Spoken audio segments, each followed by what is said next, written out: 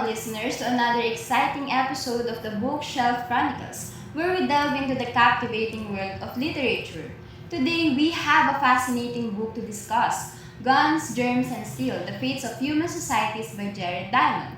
But before we dive into the depths of this thought-provoking book, let's meet our panel of avid readers who will be joining us today.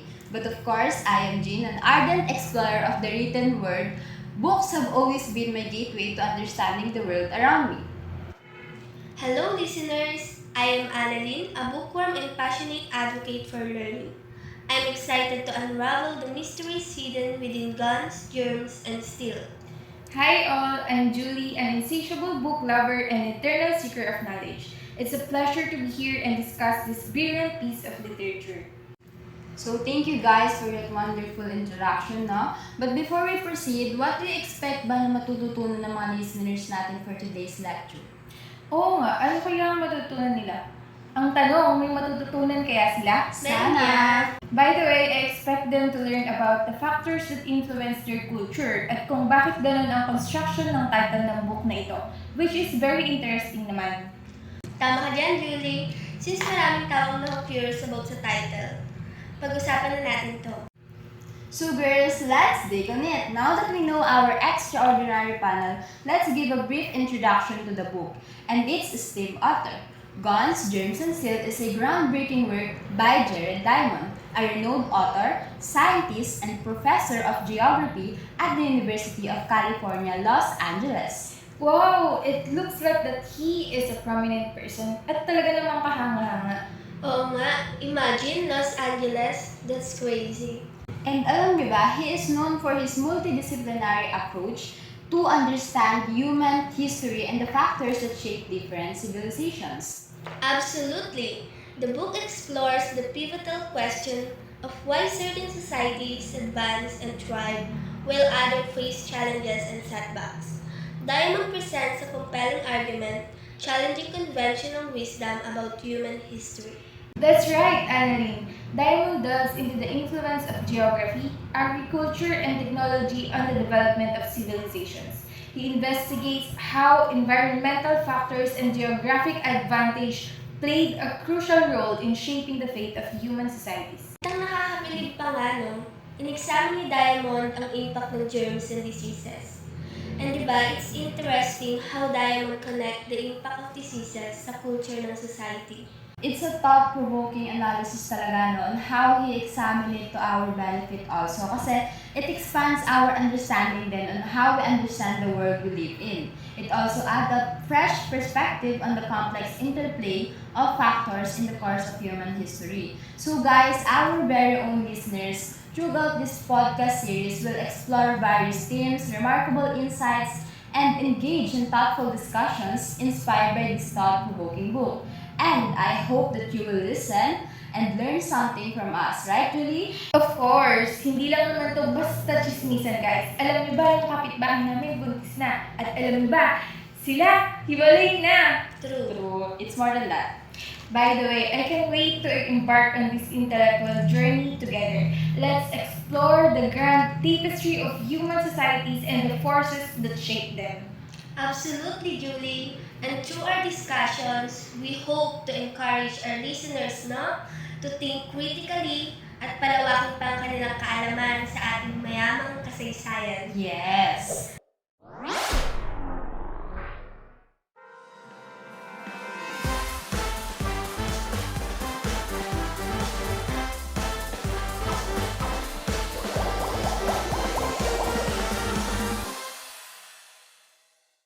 And that's the very fruitful start of our chikahan. Thank you all for joining us in this exhilarating introduction.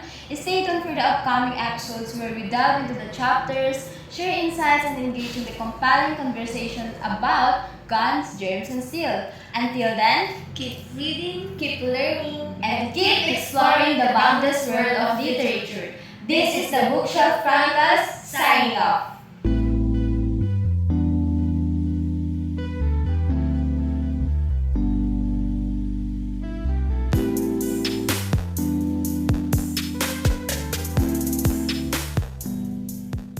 Hey there, book lovers! I am Jean. I I am Annalyn. I'm Julie. And welcome back to the Bookshelf Chronicles. In our previous episode, we introduced the mind-blowing book, Guns, Germs, and Steel, The Fates of Human Societies by Jared Diamond. Today, we're going to dive deep into the juiciest bits, the main arguments and the themes that mark this book an absolute page-turner. Let's get into it! Hey everyone! So picture this. Guns, germs, and steel take us on a wild ride through human history. Right, Julie, kagaya nga ng na-mention mo sa ating previous episode na this title has a very interesting meaning, right, Annalyn? Yeah, right, Jean. GANs stand for military advancement nga, and it gave them the ability to conquer a country. Yes. From the germs naman, it's all about the illnesses or diseases, and steel is from the technology advancement and the geographical advantages of the humanity or certain society. Kasi di ba, these factors affect the culture of a certain groups like indigenous communities. Like for example, ang matatalakay natin mamaya-maya sa ating mga latest episode pa, it's all about the European and the indigenous communities of America on how European conquer the America in these strategies through the guns, germs, and the steel. But here's the twist. Jared Diamond flips the script on the usual explanations for societal differences. Forget about intelligence or talent. Diamond zooms in on geography and the environment as the real game changers. Oh, absolutely, Julie. It's like he's saying na, hey guys, it's not about who's smarter. It's about where you're at and what you've got. Diamond artists that access to certain plants and animals that could be domesticated and set societies up for success. That led to agriculture, a surplus of food, and the birth of complex civilizations. Maganda yung emphasis ng quotation na it's not about who's smarter or it's about the where you're at and what you've got. Kasi it's not all about the smart one eh. It's all about the basic knowledge that you've got to earn the living basically everyday life. Tama nga naman, napaisip ako, pero you got a point. But hold up, it doesn't stop there. Diamond throws germs and diseases into the mix. Imagine being smacked by an invisible enemy when those European explorers landed in the Americas. Their diseases wiped out indigenous populations who had no immunity. Wait, invisible enemy? Parang familiar. Parang alam ko din. Ano nga yun ulit? Parang alam ko yan. Tama ba yan? Ay, nagpinilihan niyo. Ohio. Pwede? Butiki. Pwede? Baboy. Ano pa? Paniki. Something like that. COVID. IPAS. COVID, which is yung same strategy lang sila. Alam mo ba na yung COVID-19 is sobrang nakakalungkot na pangyayari. Imagine, millions, 100 millions of people ang namatay. Because of that diseases. And same with the strategy, no? Parang sa European explorer, kahit na unintentionally na-distribute nila yung illness na yun, there's something na yung indigenous population or the certain populations in other countries is not ready for these illnesses. Where in fact, even the illnesses can affect the culture or the development or the process of the advancement of human societies. It's a game changer talaga when it comes to parang biglaang happenings, lalo na sa worldwide event. Oh, Jane, you hit the nail on the head. At huwag natin kalimutan yung kahalagahan and yung importance of tech and weaponry. Diamond remind us that the availability of resources like iron and steel gave some societies the upper hand when it came to military power. That kinda determines who's in charge, doesn't it? Oh, absolutely. It's like playing civilization on hard mode. Like, for example, for today's era, no, there's a lot of movie when it comes to survival things like this. They are playing games. Some folks had guns, germs, and steel, while others were left playing catch up. These elements shape the fate of societies, driving conquest and influencing who came out on top. You got it, Jean. Guns, German Steel is like a reality check nga, no? Na that make us rethink the past. Diamond asks us to zoom out and see the big picture, the interplay between these factors that shape our world. It's like unlocking a whole new level of understanding. That's what I'm talking about, Annie. Jared Diamond sure knows how to make history captivating. This book challenges us to think beyond the usual explanations and look at the grand tapestry of influences that shape human societies. It's like peeling back the layers of an onion, revealing deeper truths. Medyo masakit ah. Aww. Totally. Guns, Germs, and Steel give us plenty to ponder over a cup of coffee with friends. It's like having a mind-blowing conversation that leaves you craving more knowledge. Who's up for a book club meeting to discuss this gem? Ako na yan. Count me into, Annalyn, and I hope the listeners will too.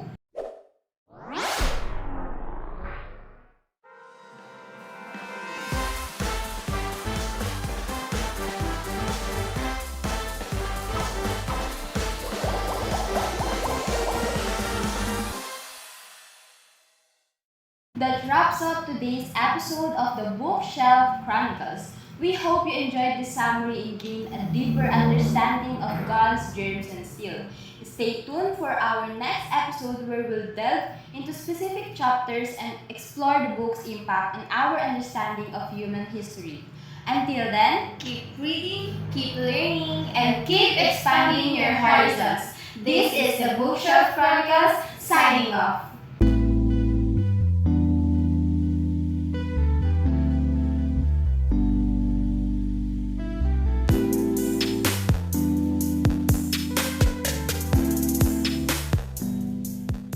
Welcome back, dear listeners. I am Jean I'm Annalyn. I'm Julie. of the Bookshelf Chronicles.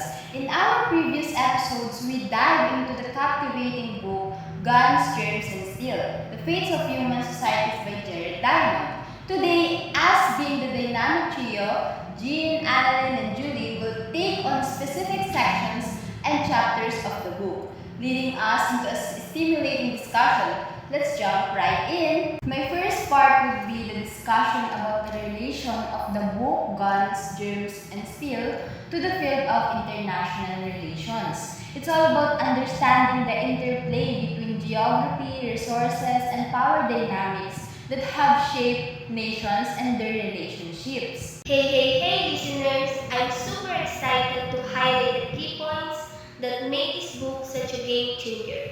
Get ready for 5 to 6 juicy highlights that will keep you hooked and wanting more. Diamond sure knows how to pack a punch. Hi everyone! For my first part, I'll provide a brief background on the topics discussed in the book. We'll take a step back and explore the historical context, the concepts of guns, germs, and steels, and how they intertwine to shape the fates of human societies. It's like uncovering the secret of our past. Talking about the past, it's not about your ex, your love, and the things that happened in the past. It's about history. Yes, history matters more. For our second part, there will be a group discussion about the specific sections and chapter that assigned for the three of us. We will be discussing the four parts of the book, and it includes the chapters in every or each part of the book, which is part 1, 2, 3, and 4. Alright, folks, now it's time for my third part. I'll summarize the main points and arguments we've discussed as a group. Think of it as our grand finale, bringing everything together in one captivating package. And after that, I step in and evaluate the overall contribution of Guns, Germs, and Steel to the field of international relations. It's important to consider its impact on our understanding of power dynamics, historical determinism, and the influence of geography on the world stage. Last but not least, I will discuss the areas where further research is needed. Guns, germs, and steel open doors to new avenues of exploration and will highlight the questions that still linger and call for deeper investigation.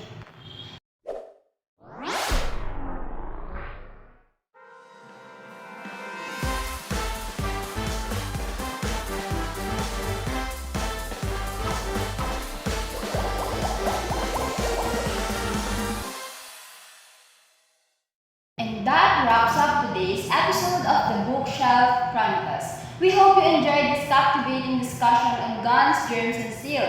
Join us next time as we continue our exploration of this thought-provoking book and delve into even more engaging topics. Until then, keep reading, Keep exploring. and keep expanding your horizons. This is the Bookshelf Chronicles signing off.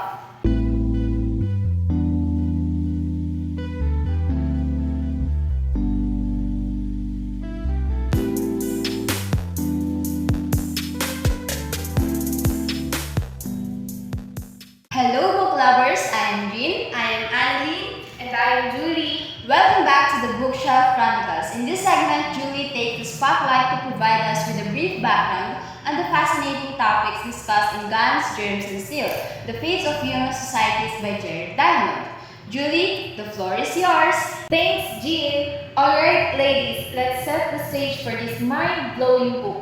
Guns, Germs, and Steel takes us on a journey through the intricate web of factors that shape the destinies of human societies. It's like unveiling the hidden forces that propelled some civilizations to greatness while leaving others struggling to catch up. Count me in, Julie. I'm ready for some serious knowledge bombs. Lay it on us. Alright, let's dive right in. Jared Diamond, the mastermind behind Guns, Germs, and Steel, challenges traditional explanations for the inequalities between civilizations. He shifts our focus from the intelligence and inherent abilities to the influence of geography, environment, and the availability of domesticable plants and animals. That's a game changer, Julie. It's like saying, hey, it's not about who's smarter again. It's not about how you deal something. Absolutely, Jane. Diamond argues that certain regions, due to their favorable geography, had a head start in agricultural development. Access to domesticable plants and animals provided them with surplus food, which led to population growth, social complexity, and ultimately, the rise of powerful societies. You've got it, Annalyn. But here's the twist. Diamond also delves into the role of germs and diseases. When European explorers arrived in the Americas, their diseases spread like wildfire. Imagine wildfire among indigenous populations who lacked immunity. Yes, from the previous explanation mo nga, no, explanation natin before, malaking impact yung naging cause ng illnesses. Kahit na it's like a ghost enemy. It was like an invisible weapon that changed the course of history. And here's the icing on the cake. The book explores the significance of technology, particularly guns and steel, in shaping the fate of societies. The availability of suitable raw materials and technological advancements determined military capabilities, dominance, and even colonization. Yes, Julie, from our previous episodes nga, no, discuss natin to, connected dun sa title. Parang ginawa nila yung factor na to, yung tatlong factor na to, or even the three or more factors to influence or to be the hegemony. Yung one country, ginamit nitong mga to para sa strategy niya to develop and parang i-underlie sa mga small powers country. I'm getting goosebumps, Julia. This book connects so many dots, like how we connect things from the very start na uncovering the underlying dynamics that have shaped the world we live in. Absolutely, Jill. It's like seeing history through a whole new lens. Guns, germs, and steel challenges us to question conventional wisdom and invite us to think critically about the complexities of our past. Precisely, Annalyn. This book is a treasure trove of knowledge, revealing how geography, resources, and the interplay of factors have shaped the face of human societies. It's a compelling read that opens our minds to the profound influence of our environment, I'm thrilled to have the opportunity to shed light on such an extraordinary book. Guns, Germs, and Steel challenges us to think critically, to look beyond the traditional explanations, and to explore the deep-rooted influences that have shaped our world. I remember the final winning answer of Catriona. No? There's a phrase na to look beyond the beauty of it. Like what we are doing today, we're learning and we're looking beyond the traditional explanations of everything, like the human societies and how it's developed, the factors that affect it, the influences. This book is a true game changer talaga, and I can't wait to delve into the specific sections and chapters to uncover even more insights and thought-provoking ideas. Absolutely, Jim. Guns, Germs, and Steel has opened up a whole new realm of understanding. And I'm excited to dive deeper into the analysis and discussion ahead.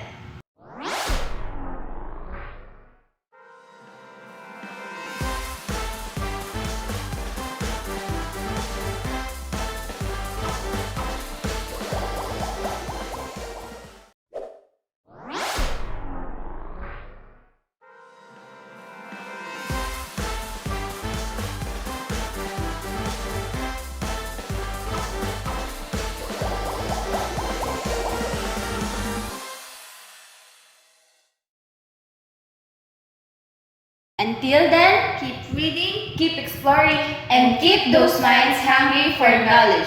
Until then, Keep reading. keep exploring and keep those minds hungry for knowledge. This is the Bookshelf Chronicles, signing off.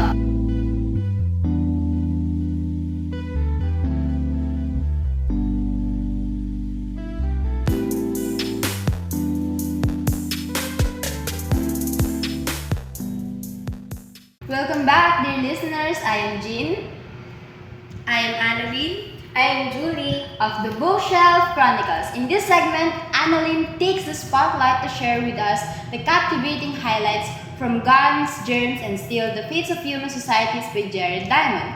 Annalyn, the floor is yours. Thank you, Jean. Get ready for an exciting journey through the pages of this remarkable book. Brace yourselves, ladies. We're all ears, Annalyn. We can wait to hear about the highlights that made this book so remarkable. Alright, let's dive in.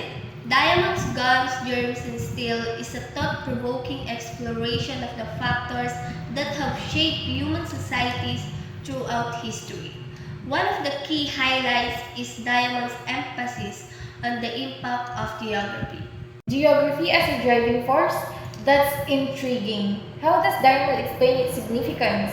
Diamond argues that different geographic factors such as the availability of domesticable plants and animals influence the development of civilization. For example, regions with more suitable crops and animals for domestication had an advantage in terms of food production and population growth. It's all about the resources, no? Kasi hindi naman magde-develop or mag-emerge yung isang community sa isang place without the resources surrounding them. So it's not just about intelligence or inherent superiority of certain societies, but the geographical advantage played a crucial role in shaping their development. Tama ba? Exactly. Another fascinating highlight is Diamond's exploration of the role of technology in the rise and fall of civilizations. He examines how the availability of raw materials and technological advancement like guns and steel affected military power and conquest. Technology has always been a game changer talaga. No? It's intriguing to see how it influenced the balance of power among society. Kasi in fact the fact that the technology developed in some areas but some areas left behind, meron at merong factor yon from our history and until now. Tama ka dyan, Jean. Another aspect that Diamond highlights is the devastating impact of diseases on indigenous populations during European colonization. The introduction of new diseases to which they had no immunity led to significant population declines and irreversible changes. That's a sobering aspect of history that often gets overlooked. It's crucial to understand the far reaching consequences of these encounters. Absolutely, Julie. Now let's talk about the concept of interconnectedness. Diamond emphasizes how the exchange of knowledge, technologies, and cultural practices played a crucial role in shaping civilizations. The diffusion of ideas between societies influenced their development and progress. Yes, that's right din kasi before there's a lot of factors naman that can influence some things and one prospect. And so it's not just about individual societies in isolations, but the connections and interaction between them that played a significant role in shaping history. Precisely, Jean. And finally, one of the most thought-provoking aspects of the book is Diamond's challenge to conventional explanation for inequality. He presents a fresh perspective that considers the influence of geography, resources, and historical contingencies in shaping the face of societies. I love how this book challenges our preconceived notions and encourage na tayo para mag-isip critically and to explore sa mga complexities ng human development. Absolutely, Julie. Guns, Germs, and Steel invite us to question traditional narratives and broaden our understanding of the forces that have shaped our world. So parang sa natutunan kong quotation na our story is a written history someday. Kasi nga, this book talaga, it challenge us to question the traditional narratives and broadens our understanding nga. Hindi lang to about sa ilang society ba yung nag-evolve or ilang society yung pwede pa mag-emerge that time. It's all about how this society develop in their own strategy and factors. And ito nga, kasama dito yung mga bansa na they improvise strategy through these factors na umiikot sa libro na to. So yun nga, tanong din sa book is why history is like an onion? Kasi nga, di ba, yung layer ng kada onion is siya yung bumubuo dun sa isang onion. Parang ganun din sa history natin. Yung mga layer or nangyayari from the past is siya yung nag-shape sa world natin ngayon. It's incredible how one book can reshape our understanding of history and make us question long-held beliefs. Absolutely, Julie. Guns, Germs, and Steel is a testament to the power of interdisciplinary thinking and the importance of considering multiple factors in shaping the destinies of societies. Precisely, it's a reminder that history is not simply a linear progression of events, but a complex tapestry woven by numerous influences. And by this book, we expand our knowledge and gain a deeper appreciation for the rich tapestry of human history. Indeed, Jean, guns, germs, and steels prompt us to think critically, question assumptions, and encourage us to explore further research avenues to deepen our understanding of the subject. Well said, Annalyn. The journey through guns, germs, and steel has been enlightening, and it's clear that this book has made a significant contribution to the field of international relations and our understanding of the forces that have shaped our world. Thank you, Annalyn, for taking us on this insightful exploration of the highlights of guns, germs, and steel.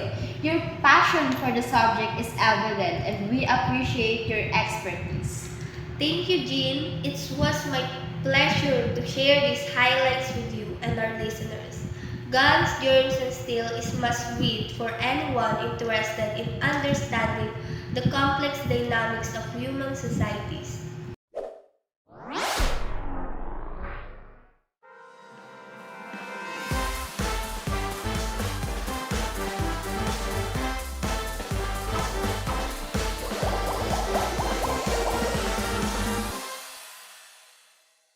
And that concludes Annalyn's spotlight on the highlights of Guns, Germs, and Steel. Join us next time for another exciting episode of the Bookshelf Chronicles. Until then, Keep reading, Keep learning and keep exploring the fascinating world of books. This is the Bookshelf Chronicles, signing off.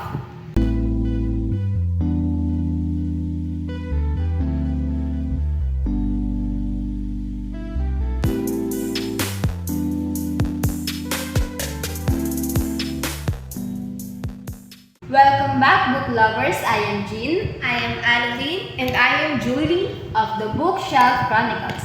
In this segment, I will take the spotlight to delve into the significance of the highlights shared by Annalyn from Guns, Germs, and Steel, the Fates of Human Societies. I am excited to this highlights relation to the field of international relations. We're eager to hear how these historical insights connect the study of global affairs. Absolutely, Jean. Take us on this journey of exploring the relevance of guns, germs, and steel to the field of international relations. Alright, the first highlight Annalyn shared was the influence of geography on the development of civilizations. In international relations, understanding the geographic context is crucial for analyzing power dynamics and regional interactions. Geographic advantages or disadvantages can shape a country's political, economic, and military capabilities, influencing its role in the international arena. That's a significant point, Jean. The geographic location of a nation can determine its access to resources, trade routes, and potential vulnerabilities, all of which have implications for its foreign relations. Exactly, Julie. Moving on to the impact of technology, the second highlight.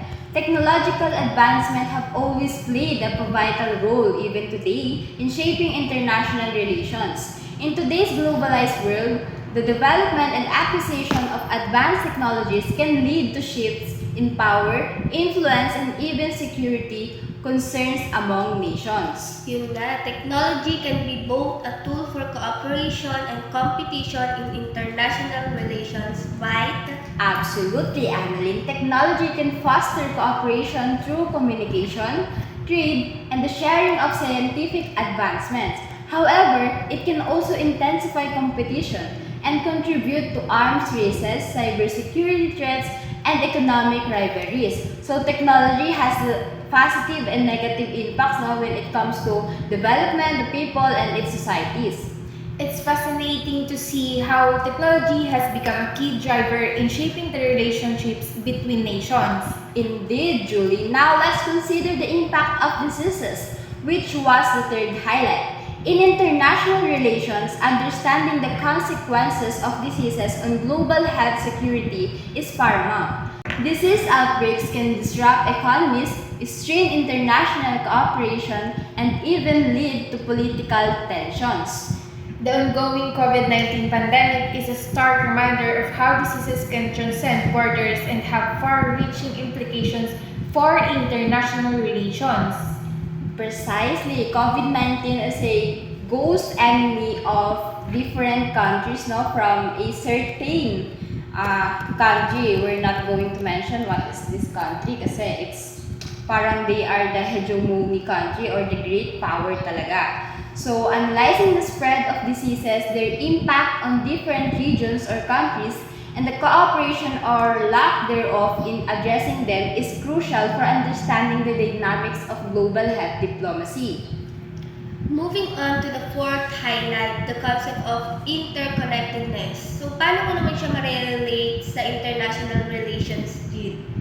Interconnectedness kasi, it lies at the heart of international relations. It's the foundation. It encompasses economic interdependence, cultural exchanges, and the flow of information across borders. Recognizing and studying these interconnected relationships help us understand the complexities of diplomacy, international trade, and the diffusion of ideas and values. Seeing and hearing how the interactions between nations to another to shape the global landscape is very fascinating. Absolutely, Julie. Kaya there is a lot of major connectedness when it comes to interrelations sa mga ganitong klaseng book. Kasi hindi lang about sa history, It's all about the relations of international countries and their different aspects in this kind of topic. Now let's discuss the fifth highlight, which challenges conventional explanations for inequality. In international relations, understanding the causes and consequences of global inequalities is vital for addressing issues such as poverty, conflict, and human rights. So, examining the historical contingencies and structural factors that have contributed to inequalities can inform our understanding of the global power dynamics. Absolutely, Annalyn. By critically examining historical factors, we can identify patterns, systematic biases, and policies that perpetuate inequalities. This understanding can inform more equitable approaches to international relations, promoting social justice and inclusive global governance. Addressing global inequalities is indeed a crucial aspect of fostering a more balanced and fair international order. Precisely, Julie. And finally, the last one, the sixth highlight emphasizes the need for further research and exploration. In international relations, there is always a demand for new insights, fresh perspectives, and innovative approaches to understanding global dynamics. Continuous research help us to adapt to the evolving challenges and complexities of the international landscape, right? Exactly, Julie. Guns, Germs, and Steel challenges us to critically examine existing theories and approaches. There's a lot of theories and approaches for this in international relations and encourages scholars or future scholars to explore new avenues of inquiry. It's fascinating to see how these historical insights have direct implications for the study of global affairs and international relations. Absolutely, you're right. Guns, Germs, and Steel reminds us that understanding the past is crucial for comprehending the present and shaping the future of international relations. It's not always about the past. It's all about how the past performed to the near future. Thank you, Jean, for shedding light on the significance of the highlights from guns, germs, and steel in the field of international relations. It's clear that the book's insights offer a valuable perspective for understanding the complexities of global affairs. Talaga namang mahalaga ang relationships sa bawat isa or interaction sa bawat nations. Thank you. It was a pleasure to discuss the intersection of history, geography, technology, and interconnectedness with international relations. This book truly broadens our horizons and challenges our thinking.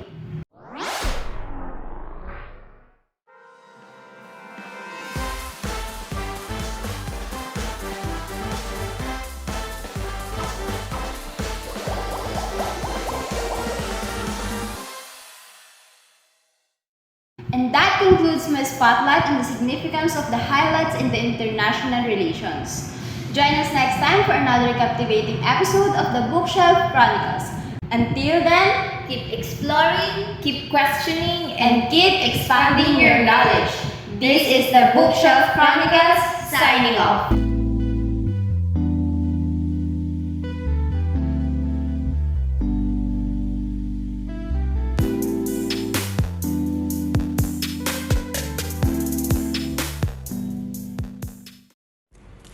Hey there, book lovers! Welcome back to the Bookshelf Chronicles. In our previous episode, we introduced and discussed the mind-blowing book Guns, Germs, and Steel: The Fates of Human Societies by Jared Diamond.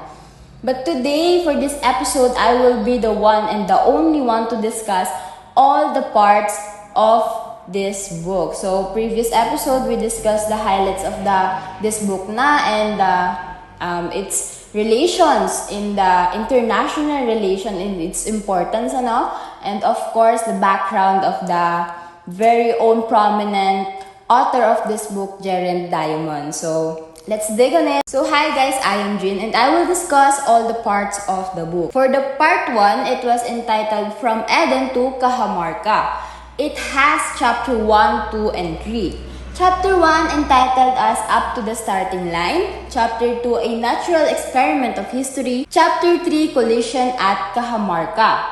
So, from the very own title na ng mga chapters, there's a keyword of starting line, a natural experiment, and the collision. Naglalarawan ito ng mahabang kwento mula sa pag-unlad ng mga tao mula sa unang pamayanan hanggang sa mas komplikadong lipunang umusbong. It's all about the development, from the chapter 1, the starting line. It's all about the, siguro may finish line din tayo matatagpuan from the end of our chapters. But, on this kabanata naman, ipinapakita ni Diamond kung paano naganap ang mga pangyayari na nagdala sa mga tao sa pagiging agraryo, sa pagsasaka, at sa paglitaw ng mga kabihas ng may pinahahalagahan sa pag-aari ng kontrol at kontrol sa lupa. Dahil dito sa part 1 na to, naglalahad to ng mga mahalagang pangyayari at pagbabagong naganap sa kasaysayan. From the entitled of chapter 2 na, A Natural Experiment. This is how geography molded society on Polynesian islands. At ito yung nagsilbing mahalagang pangyayari sa part 1 na to, sa story na to, dahil dito naganap yung mga development sa kasaysayan, naging foundation to. Siyempre, ng iba't ibang klase ng lipunan ng tao before. Kasi in this part, dito nagsimula yung sinaunang paglipat ng mga tao mula sa pamumuhay nila sa kuweba patungo sa pagsasaka. So, it's all about hunter and gathering to agriculture na nagbigay daan sa pagsasama-sama ng mga malalaking pamayanan at paglitaw ng mga kabihas ng agraryo. Kasama rin dito yung mga salik tulad ng klima, geographical na lokasyon at kahalumigmigan na naka-impluwensya sa mga pagbabagong ito. So, sa development naman, hindi lang to basta development na, ay, nag-develop ka na, ganyan, parang sa tao lang. There's always some factors, diba? There's always some variables that influence that one thing or one society or one person to develop. And ito nga yung nangyari dito sa part 1. Dito nagkaroon ng starting line and the experiment and the collision or the pagbubuklod sa Cajamarca. So yung mga kwento kasi dito sa kabanatang to, nagbigay siya ng mahalagang pagsasaalang-alang sa kung paano at bakit ang mga lipunan ay umunlad. At yung mga ibang lipunan naman is nanatili silang mahirap nung mga time na yun. Siyempre, di ba, for one country or one society to be on top, there's always country below. So, hindi yun mawawala. Doon sa konsepto na yun, umiikot yung part 1 on how different societies evolve from hunting, gathering into agriculture. Doon papasok yung importance ng agrikultura. So, I hope in today's world, alam natin ang importance ng agriculture. And next, from the pagsasaalang-alang natin sa lipunan, kung paano nag-develop at kung bakit nga ba merong nasa taas, merong nasa baba. For the part 2, it was entitled The Rise and the Spread of Food Production. Itong part na to ay tumatalakay sa mga dahilan kung bakit nagkaroon ng pagbabago at pag-unlad sa produksyon ng pagkain sa iba't ibang mga kultura. Ito ay may 7 kabanata. And for part 2 naman, it's all about the food. So, how does agriculture ba helps those communities before into the development of their food then? So, sa kabanata kasi na to, sa mga kabanata na to, pinapakita ni Diamond or pinapaliwanag ni Diamond kung bakit ang ilang mga lugar ay mas magaling sa pagbuo ng mga teknolohiya at pamamaraan sa pagsasaka kaysa sa iba. Kasi hindi naman lahat ng grupo before, the group of society or communities before ay parehas ng strategy, parehas na mag-develop agad-agad. Hindi ganun yun. So, pinapakita kasi dito kung paano yung mga salik tulad ng klima, kalikasan ng lupa, or the geography location, at hayop ay naka-impluwensya sa mga pagbabago sa produksyon ng pagkain. It's logically na talaga na merong mayaman sa resources na indigenous community or certain society before. Dahil sa libro na to, sa part na to, pinapakita kung paano yung tatanging yugto ng kasaysayan sa pang-ekonomiyang sitwasyon or usapin sa mga lugar na nakapag-ambag sa kanilang kaunlaran o pagkabansot. So, from the word pagkabansot, it is, kagaya ng sinabi ko, if there is a country on top, there's always country on below. Ganun kasi tumatakbo ang konsepto ngayon ng development. Minsan may nai-stack talaga sa baba, minsan may nai-stack sa taas, o kaya naman sumasayaw-sayaw sila, ganyan-ganyan, tataas, bababa. Kasi ang pag-aaral sa part na to ni Diamond ay nagpapakita rin na hindi lahat ng mga kultura at mga lugar ay pantay-pantay ang kondisyon at oportunidad sa pag-unlad ng produksyon ng pagkain. So that's how it works. It's not all about the perseverance lang. Meron talagang part na dapat you are intelligent to choose what location or geography or climate you must live in or you would live in. And pinapakita rin dito sa part na to yung kahalagahan ng mga salik tulad ng heograpiya at kasaysayan sa pagbubuo ng kultura at lipunang nagpatuloy at nagtagumpay sa pag-aangat ng kanilang produksyon ng pagkain. So let's proceed na sa part 3, which is entitled From Food to Guns, Germs, and Steel, from the very own title of this book. So it has 4 chapters. It's all about the evolution of germs, writing, technology, and government and religion. Pinapakita niya kung paano ang iba't ibang mga rehiyon sa mundo ay nagkakaranas ng iba't ibang antas ng teknolohiya, kapangyarihan, at pagsulong. Siyempre, hindi naman kasi lahat, kagaya ng paulit-ulit ko sinasabi, hindi lahat parehas ng development. Hindi lahat parehas ng panahon ng development. At hindi lahat may kakayahang mag-develop agad-agad into the more developed pa. 'Di ba? May ganung pace kasi. Meron mga country naman or society na naiiwan talaga sila sa baba kasi they are not, hindi naman sila not intelligent enough, but their strategy is not that consistent. Ang mga kabanatang kasunod ng bahaging ito kasi ay nagbibigay ng mas malalim na pagtalakay sa mga paksang nabanggit from the evolutions nga. Pinapaliwanag ni Diamond ng mga konsepto at kasaysayan ng pag-unlad ng baril, epekto ng mikrobyo sa mga lipunan, at ang mahalagang papel ng tanso sa pagsulong ng kabihasnan. So, we will proceed sa part 4 of this book, which is entitled Around the World in 5 Chapters. So, in this part, tinalakay dito ni Jared Diamond yung impluwensya ng mga salik tulad ng baril, mga mikrobyo, at metallurhiya sa kapalaran ng mga lipunan. Ang bawat kabanata sa bahagi na ito ay nagtatampok ng iba't ibang pag-aral at kasaysayan ng mga kultura at pangyayari sa mga rehiyong iyon. Ang layunin naman kasi ng bahagi na ito ay magbigay ng malawak na pag-unawa sa mga pagbabagong pangkultura at mga salik na nakakaapekto sa pag-unlad ng bansa at sibilisasyon. Sa bawat kabanata sa parte na ito, pinapakita ni Diamond yung mga pagkakaiba sa kalagayan at kaunlaran ng mga bansa at mga kultura nila sa iba't ibang rehiyon ng mundo. Ginamit niya yung mga konsepto tulad ng guns, germs, and steel nga upang maipaliwanag yung mga pagkakaiba nila at epekto nito sa kasaysayan. Naglalayon din yung parte nito na bigyang diin yung mga sistema ng kapangyarihan, impluwensya at pang-ekonomiya mga salik na nagbubuo sa karanasan ng mga lipunan sa iba't ibang bahagi ng mundo. With this then, sa part na to, sa pamamagitan ng paghahambing ng mga rehiyon at mga kultura na inilabas ng ang libro na to, yung mga kadahilanan na nagdulot ng pagkakaiba sa kapalaran ng mga lipunan.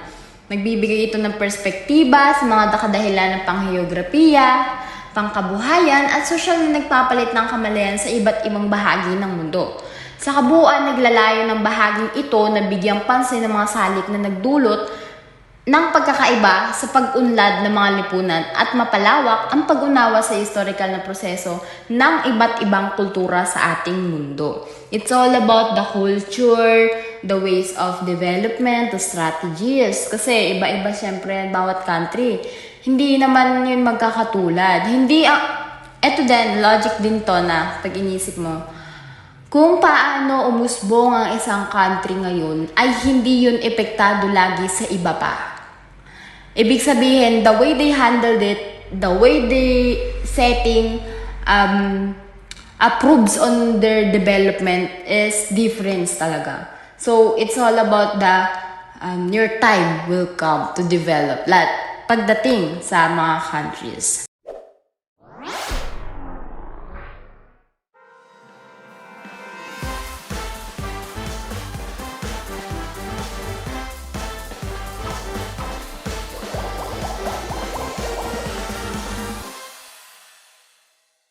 And that's for today's episode of the Bookshelf Chronicles.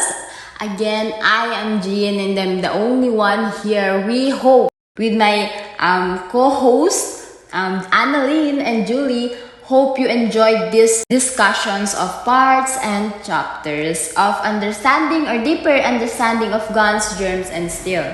Stay tuned for our next episode where we'll delve into the specific analyzation and everything that we can dig in on this book. So again, until then, keep reading, keep learning, and keep expanding your horizons. This is the Bookshelf Chronicles signing off.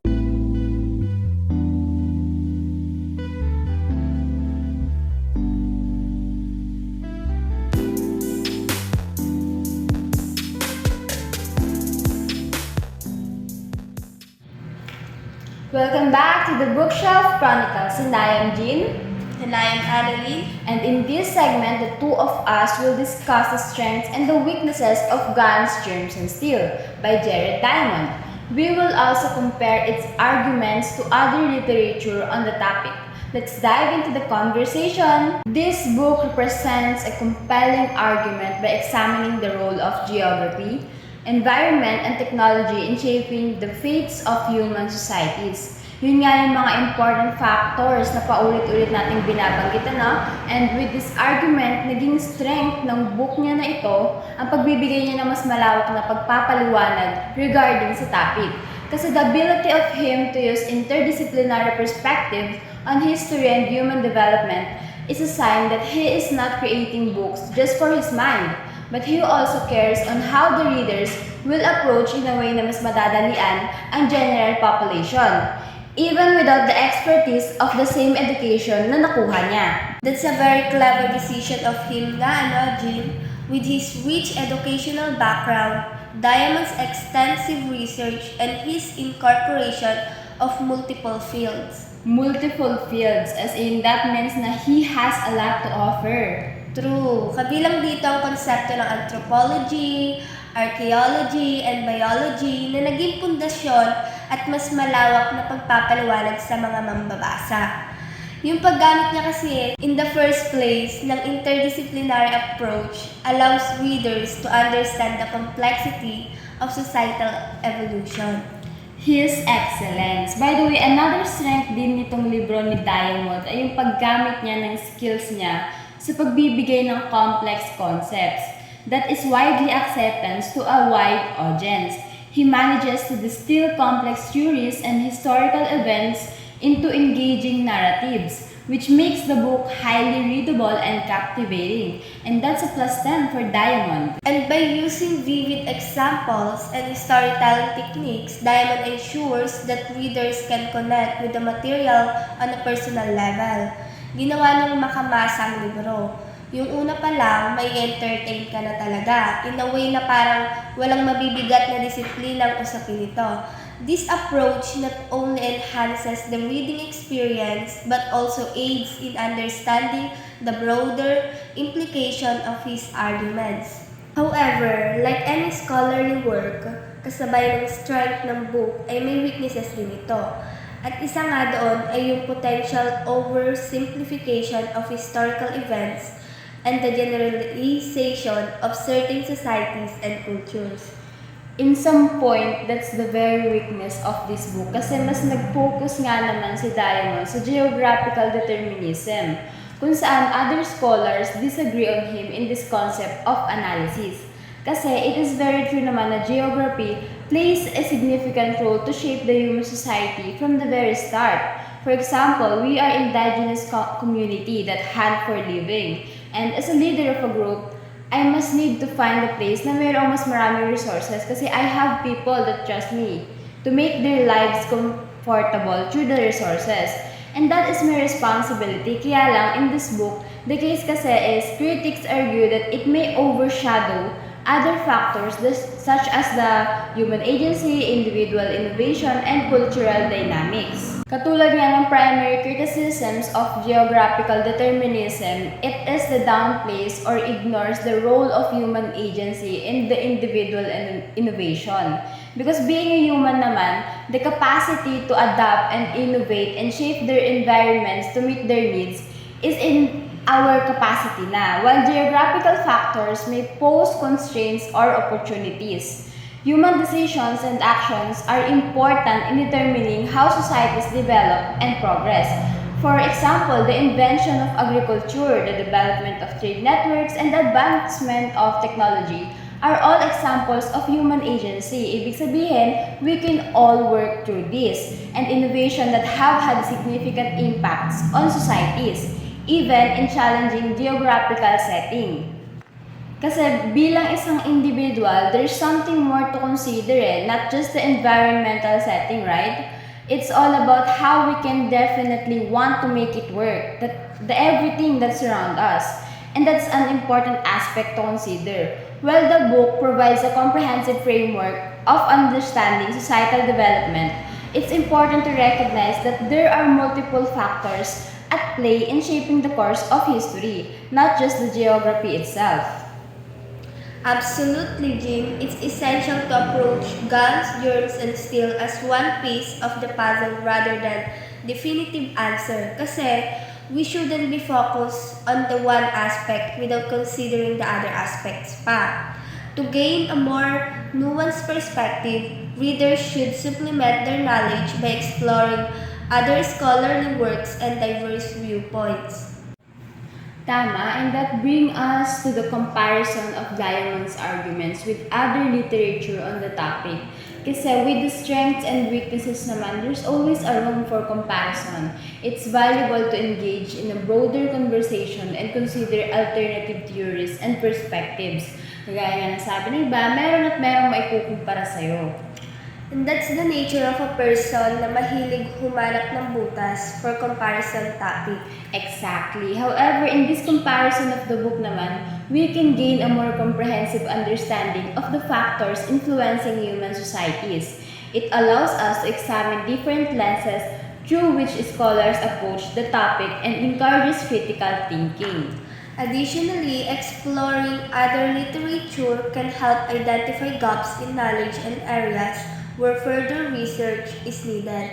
It prompts us to delve deeper into specific aspects of human history and society. As an individual naman, there's always a need to learn something new. For example, comparison of this book into the other literary works. The first one is the book of Jared Diamond, then The Collapse, How Societies Choose to Fail or Succeed. It examines the downfall of civilizations. While Guns, Germs, and Steel examine the geography as a advantage of the human societies for Jared Diamond in this version of book, in his Collapse book naman, he examined the geography as a downfall of civilizations. Another book then is the book of Tim Marshall entitled Prisoners of Geography. In his book naman, it served as a complementary piece to shed light on the diverse ways in which geography plays a significant role in shaping contemporary politics and disputes. Ginamit ng geography to shape or to use it as a factor on how the politics and the disputes happened and how it went. However, sa book nga na to, na Guns, Germs, and Steel, yung geography naman, it is the factor of the society in historically and contemporarily. Ibig sabihin, yung geography is their centralized subject or topic, but they use it in a different way or angle. So basically, this is an insightful discussion on the strengths, weaknesses, and the comparisons of this book. It's clear that while the book offers valuable insights, it's important to approach it critically and consider a range of perspectives. This is not just a book to read It is a book full of knowledge, concepts, and ideas that will help us understand on how various factors shapes our trajectory of human society and history.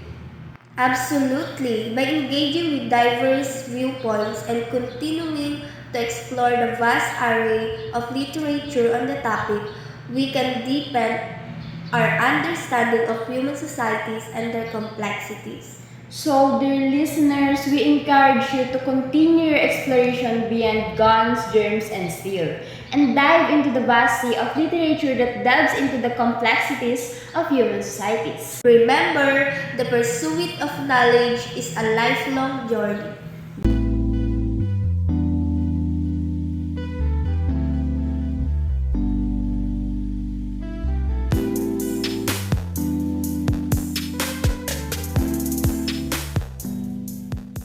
That concludes our discussion on the strengths, weaknesses, and comparisons of guns, germs, and steel. Remember to expand your reading list, engage in meaningful conversations, and never stop questioning the world around you. Thank you, our dear listeners, for joining us on the Bookshelf Chronicles. Until next time, keep exploring, Keep questioning and keep expanding your knowledge. This is the Bookshelf Chronicles, signing off.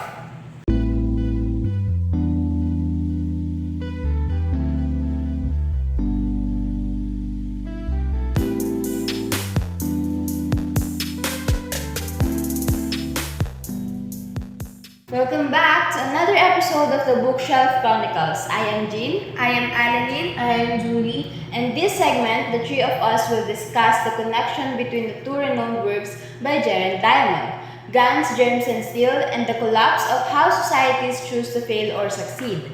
They will explore the similarities, differences, and compare the arguments presented in both books. Let's dive into the conversation. Kung napakinggan mo ang aming previous episode, I mentioned two other books that I compared to Guns, Germs, and Steel. And for today, we will expand our discussion on those books. So I hope you will listen because this is one of the interesting parts. So dito mo mapapatunayan na there's always the connection in different things, even if they explain or claim it in different angle, and it is fascinating to examine the connection between these two works on our main book of Diamond. Yes, the books also signify meanings and it explores the box of knowledge. Tumpak ka riyan, Jean.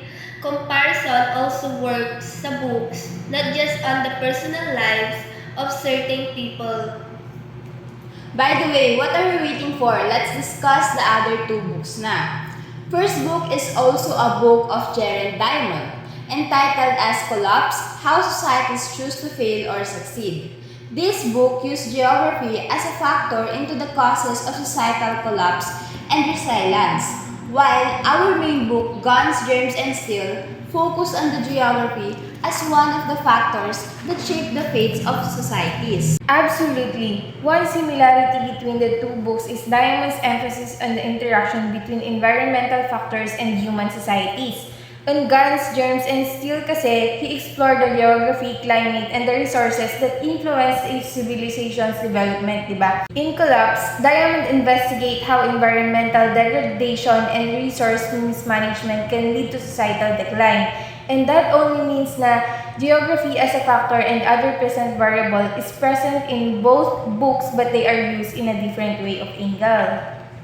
Right. Both books kasi underscore the critical role of environmental factors in shaping the fate of civilizations. Diamond also highlights the availability of resources, the impact of climate change, and the ecological practices of societies contribute to their success or failure.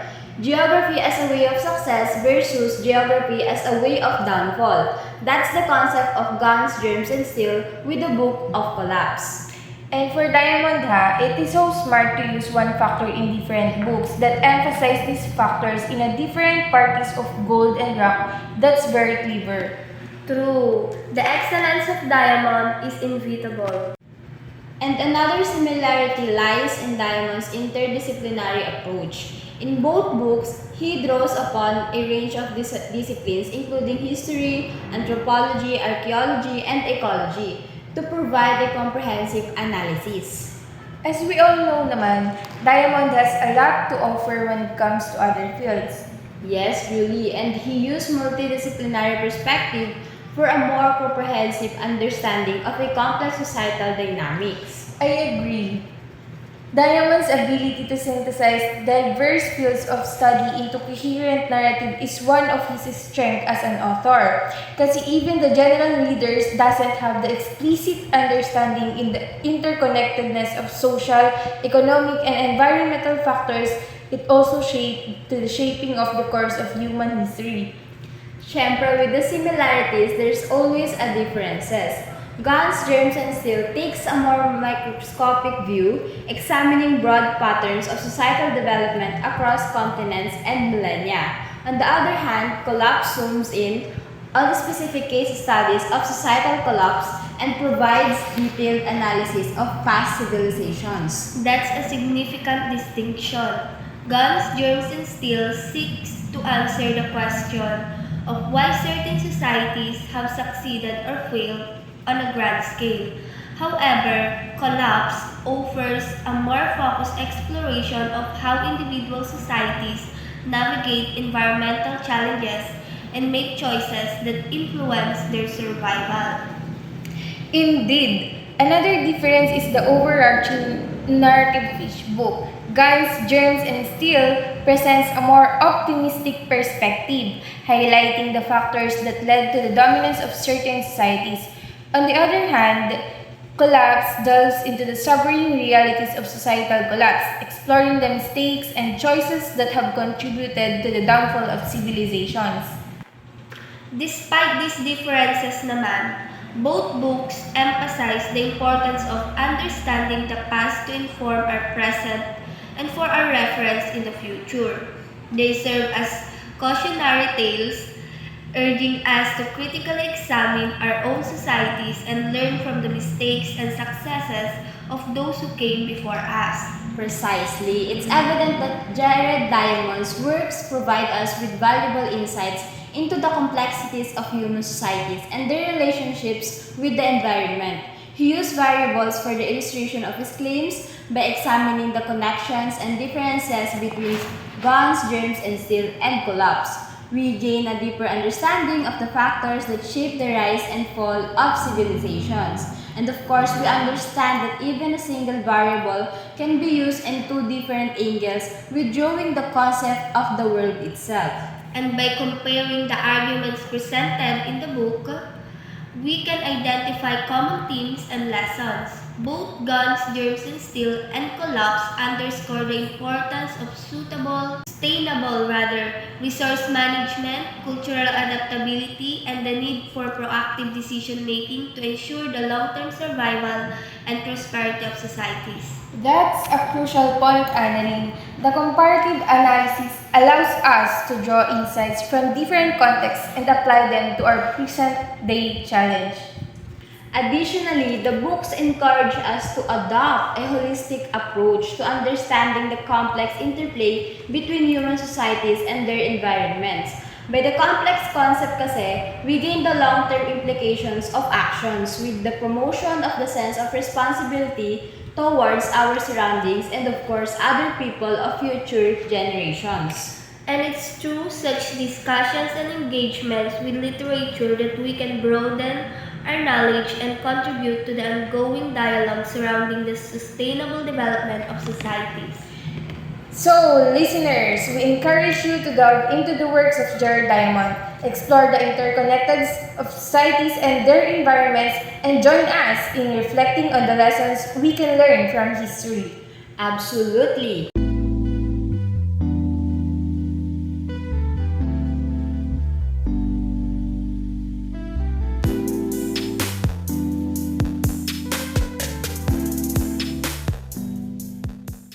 Join us next time on the Bookshelf Chronicles as we continue to unravel the captivating narratives within the pages of influential books. And thank you, listeners, for tuning in. Remember, the exploration of ideas and the pursuit of knowledge are lifelong journeys. Until then, keep exploring, Keep questioning. And keep expanding your knowledge. this is the Bookshelf Chronicles, signing off.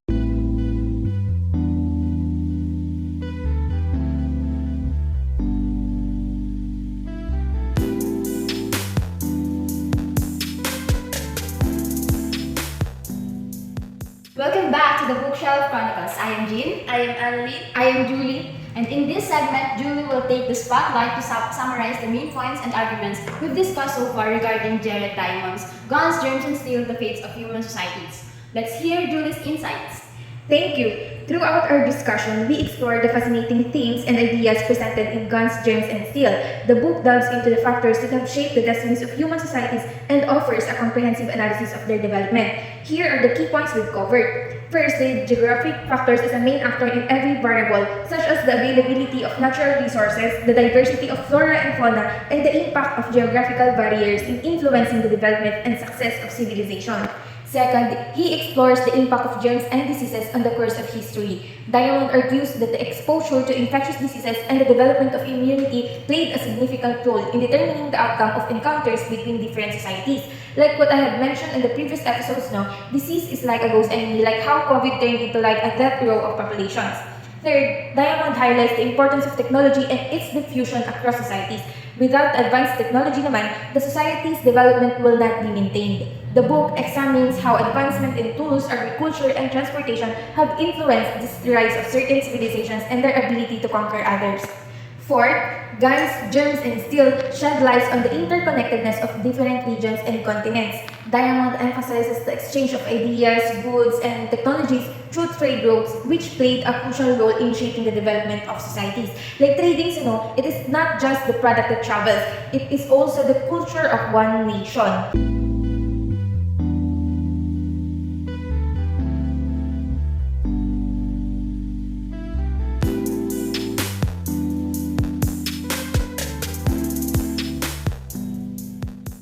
That's a very insightful discussion, Julie. Thank you so much.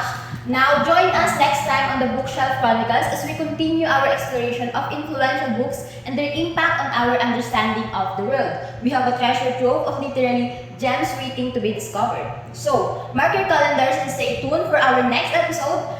Until then, Keep seeking knowledge. Keep expanding your horizons and keep the fire of curiosity alive. Remember, the bookshelf is a gateway to endless wonders, and we can't wait to continue this journey with you. This is the Bookshelf Chronicles, signing off.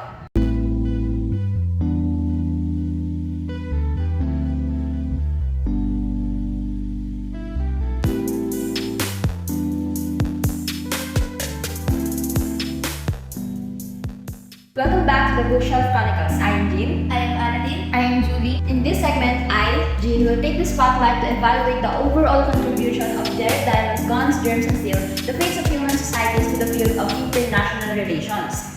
When it comes to international relations, Diamond's book has made a significant impact by offering a fresh perspective on the factors that have shaped the fates of different societies across the globe. It has contributed in several ways. First and foremost, this book challenged the traditional age-centric narratives that have dominated the field of international relations. Diamond repeatedly emphasized the factors from the very start, from the geographical, environmental, and biological. And these factors provides a more holistic framework for understanding the dynamics of power and inequality among nations. Dagdag pa, it gives light sa historical and structural forces that it led sa hindi nagiging patas na pinagkukuhanan ng resources, which is not the fault of the society. And of course, the power in international relations.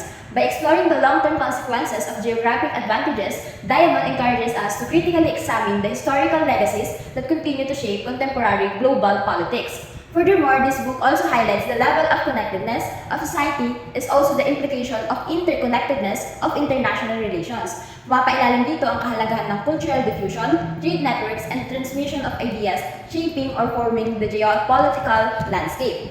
Additionally, Diamond's analysis influenced us to reflect on the implications of colonialism and imperialism for international relations. It invites us to consider the lasting impact of historical encounters between civilizations and the power imbalances that have persisted as a result. Since in international relations, there's so much affected when it comes to the certain variables that may affect the country's performance. In evaluating the book's contribution naman, we must recognize this book that has sparked important debates and stimulated further research in the field.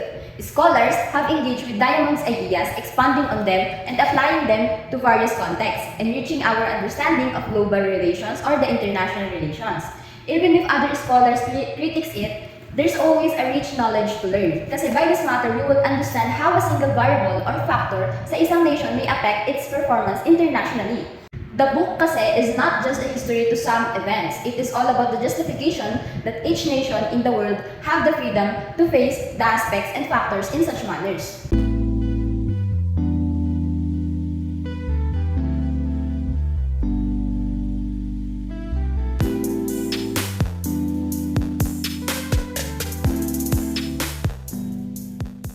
And that's it for my very own part of discussion. To our listeners, we hope you found this discussion insightful and thought-provoking. If you are hungry for more intellectual nourishment, be sure to tune in to future episodes of the Bookshelf Chronicles. We have a lineup of captivating books and engaging conversations waiting for you. Until then, Keep exploring, keep learning. keep expanding your knowledge. We'll see you in the next episode of the Bookshelf Chronicles. This is the Bookshelf Chronicles signing off.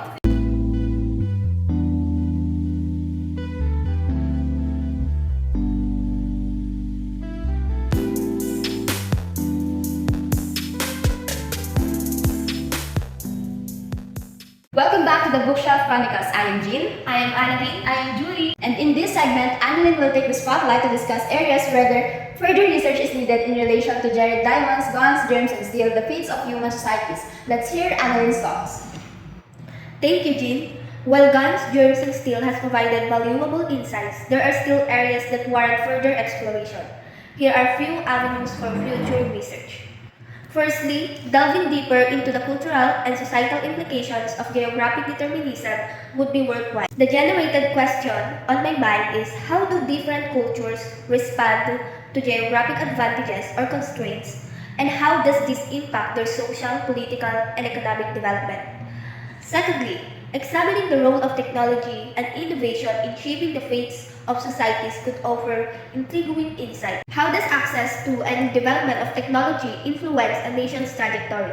Are there specific historical patterns or examples that can shed light on this relationship? Like, yes, technology is very important talaga, but how it signifies one of the reliable factor in the historical pattern. Thirdly, investigating the intersection of environment, climate change, and human societies is an area that requires attention. How do environmental factors and climate change impact societal resilience and vulnerability? Understanding these dynamics can provide valuable lessons for navigating future challenges. We should look forward sa future flow of one event, no? Kasi it's not always about the past and present. Lastly, exploring the cultural exchange and diffusion of knowledge among societies would contribute to a more comprehensive understanding of human development. How have different civilizations influenced and learned from each other over time? Uncovering these dynamics can enhance our understanding of the interconnectedness of society.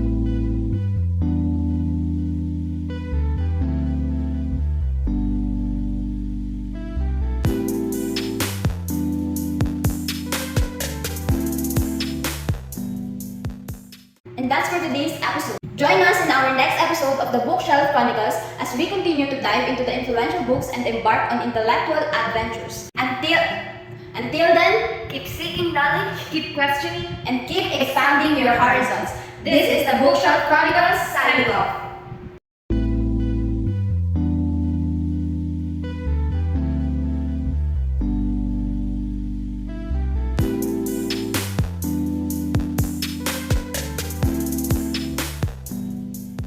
We hope you learned something, you enjoyed listening to us, even if we're not that so fluently sa English, and Yes. but at least we delivered it so well. So I hope you appreciate that. What can you say, girls? Then we appreciate each and every one of you for tuning in and sharing this journey with us. Remember, books are like magic portals to new worlds and ideas. That's right. We have a blast sharing our thoughts, discoveries, and laughter with all of you. As we conclude this episode, we encourage you to keep exploring, keep questioning, and keep expanding your horizons. The world of knowledge is vast and ever evolving, and we're excited to continue this intellectual adventure with you. Before we sign off, we'd like to extend our heartfelt thanks to each and every one of you for tuning in, for your support, and for being part of our podcast community. Your presence makes this endeavor truly meaningful. So until we meet again in the next series of our podcast, until then, Keep seeking knowledge. Embracing curiosity. and never stop feeding your mind. Farewell for now, dear listeners. This is the Bookshelf Chronicles. Signing off. Bye-bye. Babu. Bye-bye. Bye. Bye-bye.